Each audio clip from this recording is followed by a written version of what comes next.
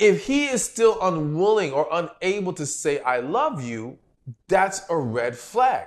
So before we get deeper into the red flag, let me say this. In the vast majority of cases, the man who is deeply in love with you is not going to have a problem saying, I love you. If anything, he's trying to hold it back in the sense that maybe he does think it's too soon. He doesn't want to run you off. So he's holding off and trying to measure when he can say this and it's safe, okay?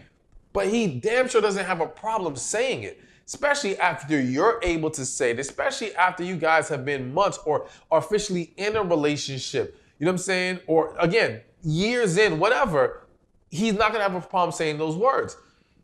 And when you hear about these stories or see it, or some of you are living it, where these men just don't say it and they have every excuse in the book, we have to consider the red flags such as, okay, is this man truly just traumatized and needs healing and struggles when it comes to being expressive in that way?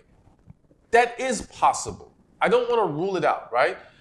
However, we cannot allow that to be a scapegoat in the sense that, okay, fine, if that's the reason why you've yet to say it, I can understand your struggle.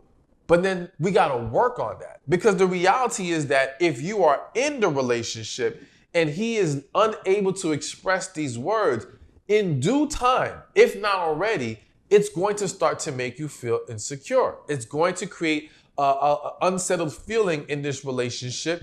And you're going to also feel confused about where does he truly stand. And I know we always say, well, actions speak louder than words. They speak louder, but they should be accompanied by words as well. Like, if the man can show you the action but can't say the words, it's still a problem. And if he can say the words and doesn't show the actions, then it's definitely a problem. So they gotta go hand in hand in order for us to validate or be able to say with confidence, okay, this man does truly love you. So another thing to consider and this is another extension of the damage, all right? Because I've heard this before.